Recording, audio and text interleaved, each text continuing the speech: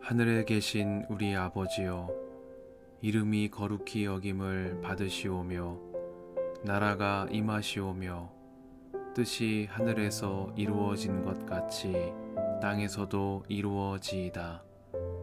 오늘 우리에게 일용할 양식을 주시옵고 우리가 우리에게 죄 지은 자를 사하여 준 것 같이 우리 죄를 사하여 주시옵고 우리를 시험에 들게 하지 마시옵고 다만 악에서 구하시옵소서. 나라와 권세와 영광이 아버지께 영원히 있사옵나이다. 아멘.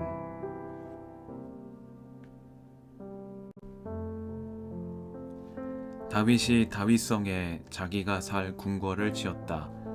또 하나님의 궤를 둘 한 장소를 마련하고 궤를 안치할 장소에 장막을 치고 이렇게 말하였다.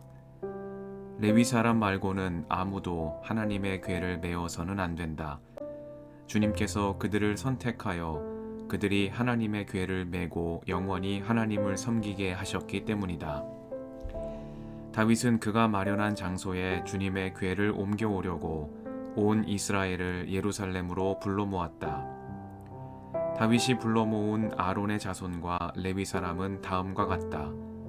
고핫 자손 가운데서 족장 우리엘과 그의 친족 120명, 무라리 자손 가운데서 족장 아사야와 그의 친족 220명, 게르손 자손 가운데서 족장 요엘과 그의 친족 130명, 엘리사반 자손 가운데서 족장 스마야와 그의 친족 200명, 헤브론 자손 가운데서 족장 엘리엘과 그의 친족 80명, 우시엘 자손 가운데서 족장 암미나답과 그의 친족 112명이다.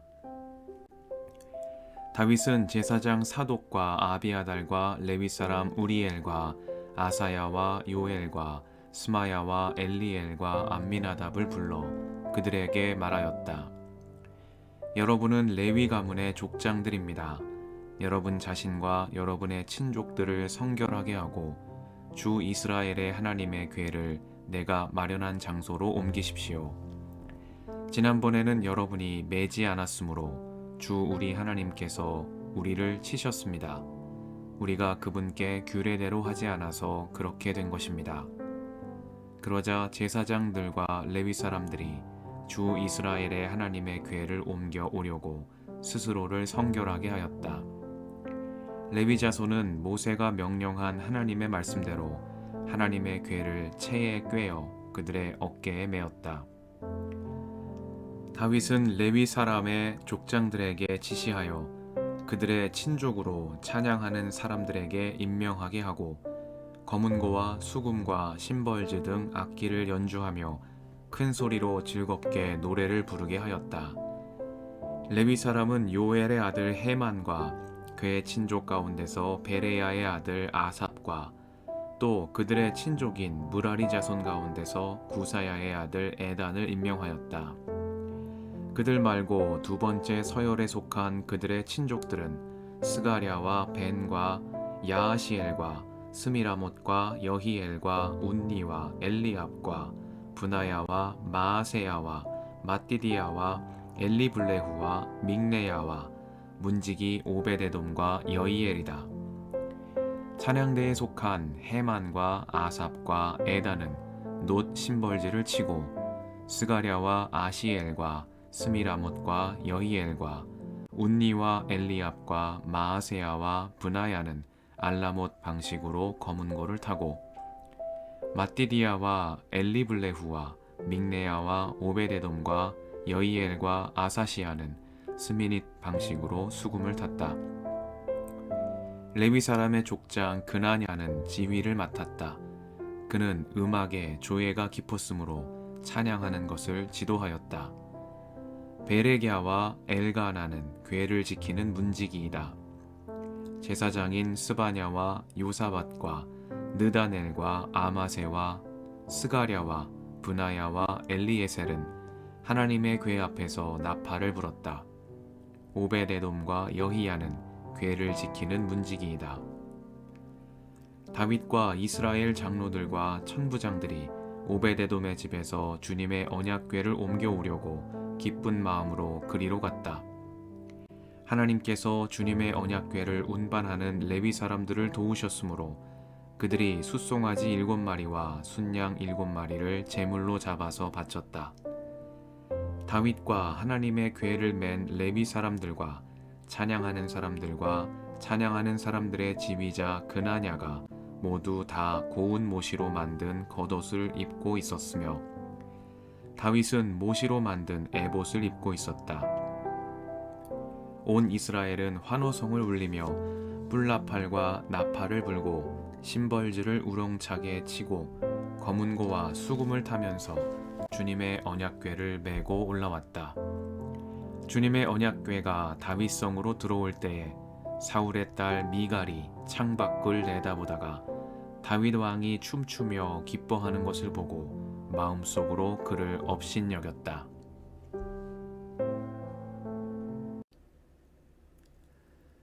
주님의 은총과 평화가 이 저녁에 여러분과 함께 하시길 빕니다. 그러자 제사장들과 레위 사람들이 주 이스라엘의 하나님의 궤를 옮겨오려고 스스로를 성결하게 하였다. 레위 자손은 모세가 명령한 하나님의 말씀대로 하나님의 궤를 채에 꿰어 그들의 어깨에 메었다.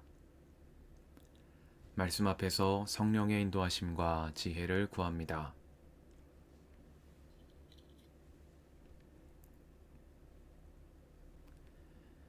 역대지는 다윗이 하나님의 궤를 기럇 여아림에서 예루살렘으로 옮겨오는 과정과 그 전후의 이야기를 13장에서부터 16장에 걸쳐 자세히 보도하고 있습니다. 역대지가 이 과정을 상세히 전하는 까닭은 다윗이 주님을 경외하며 주님의 뜻대로 통치하는 일을 이스라엘의 근본으로 삼은 겸손한 임금이었음을 부각시키고 이를 후대의 모범으로 전하기 위함입니다. 본문 15장은 다윗이 다윗성에 자기가 살 궁궐을 지었다는 언급으로 시작됩니다. 그러나 역대지는 다윗이 궁궐을 지은 이야기 앞에 언약궤를 옮기려다 실패한 이야기를 배치함으로써 그가 하나님의 뜻을 가장 앞세운 임금이었다는 사실을 청중들에게 전달하고 있습니다. 오늘 본문은 이러한 흐름 가운데 앞장에서 잠시 멈췄던 언약궤를 옮기는 이야기를 계속해서 이어나가고 있습니다. 주님의 언약궤는 지금 오베데돔이라는 사람의 집에 머물고 있습니다. 다윗과 백성들은 앞서 기럇 여아림의 아비나답의 집에 있는 언약궤를 예루살렘으로 옮기고자 언약궤를 수레에 실었습니다. 우사와 아히오라는 사람이 그 수레를 몰았다고 성경은 전합니다. 그런데 수레를 끄는 소들이 뛰어 궤가 흔들리는 바람에 우사가 손을 내밀어 그 궤를 붙들었고 이에 주님께서는 우사에게 진노하셔서 그는 그 자리에서 죽고 말았습니다. 이 장면을 본 다윗과 백성들은 크게 당황했습니다. 다윗은 이래서야 내가 어떻게 하나님의 궤를 내가 있는 곳으로 옮길 수 있겠는가 탄식하며 그 궤를 다윗성으로 옮기는 대신 가드 사람 오베데돔의 집에 실어 가게 했습니다. 이렇게 해서 언약궤가 오베데돔의 집에 석 달을 머물러 있게 되었습니다. 사무엘기와 역대지는 모두 하나님의 궤가 오베데돔의 집에 머무는 동안 주님께서 오베데돔의 가족과 그에게 딸린 모든 것 위에 복을 내려주셨다고 전하고 있습니다. 오베데돔은 아무 공로가 없었으나 주님께서는 값없이 주시는 은총으로 그와 그의 집에 복을 더하여 주신 것입니다. 15장은 이렇게 오베데돔의 집에 석 달을 머물던 하나님의 언약궤를 다시 예루살렘으로 옮기기 위해 단단히 채비를 하고 나서는 다윗과 백성들의 모습을 전합니다. 다윗은 율법에 따라 레위 사람 말고는 아무도 하나님의 궤를 메어서는 안 된다고 분명히 말하고 아론의 자손 제사장들과 레위 사람들에게 먼저 그들 자신과 그들의 친족들을 성결하게 한 후에 하나님의 궤를 옮기는 일에 나설 것을 명령했습니다. 이에 그들은 궤를 옮겨오기 위해 스스로를 성결하게 하였고, 모세가 전하여 준 율법에 따라 하나님의 궤를 채에 꿰어 그들의 어깨에 메었다고 말씀을 전합니다. 여기에서 주목되는 점은 역대지가 다윗의 말을 통해 지난번에는 여러분이 매지 않았으므로 주 우리 하나님께서 우리를 치셨습니다. 우리가 그분께 규례대로 하지 않아서 그렇게 된 것입니다. 하고 전하고 있다는 것입니다. 궤를 옮기는 일의 효율을 생각한다면 제사장과 레위 사람이 이 일을 맡는 것보다는 힘이 세고 경험이 많은 사람이 이 일을 맡는 것이 더 나은 선택이 될 것 같습니다. 또한 궤를 채에 꿰어 어깨에 매는 방식보다는 우사와 아히요가 처음에 그러했던 것처럼 소가 끄는 수레에 궤를 실어 나르는 것이 다윗성까지 장거리를 더 안전하고 편안하게 이동할 수 있는 방법이 될 것입니다. 그런데 사무엘기와 역대지의 말씀은 모두 이렇듯 인간적인 경험과 지혜에서 비롯된 효율을 앞세우는 것보다 율법의 말씀대로 순종하는 것의 중요성을 힘주어 강조하고 있습니다. 우사가 흔들리는 궤를 손으로 잡았다고 해서 그 자리에서 죽임을 당한 것을 논리적으로 이해하기는 어렵습니다. 마찬가지로 오벳에돔의 집에 하나님의 궤가 있었다는 이유만으로 주님께서 그의 집에 복을 주셨다는 말씀도 그러합니다.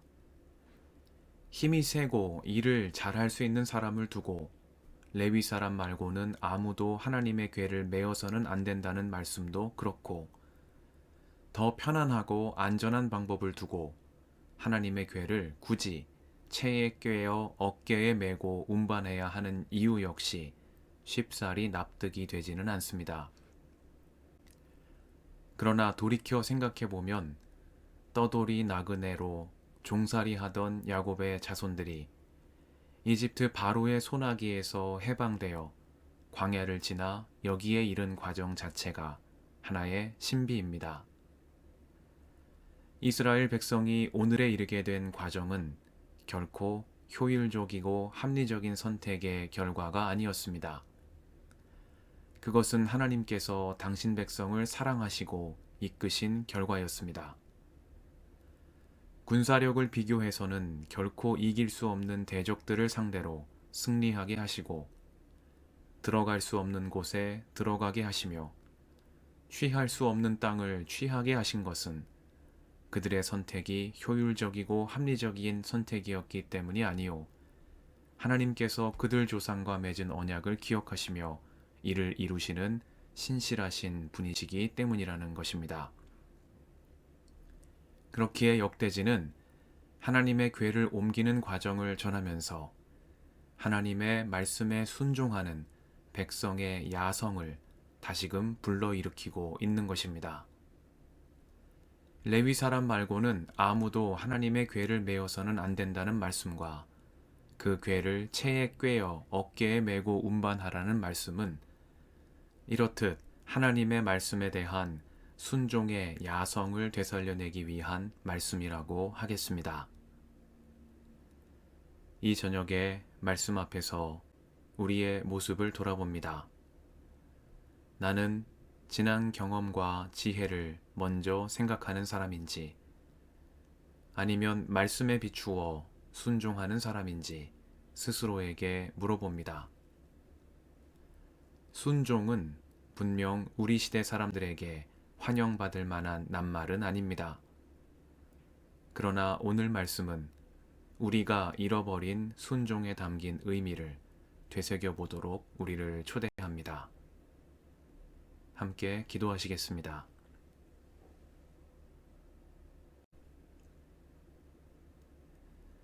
주님, 오늘도 이 저녁을 허락하시니 감사합니다. 지금까지 쌓아온 경험과 지식을 앞세우기보다 말씀에 순종하며 말씀대로 행하는 삶이 저희의 가는 길이 되게 하옵소서. 우리의 길과 진리와 생명이신 예수님의 이름으로 기도드립니다. 아멘.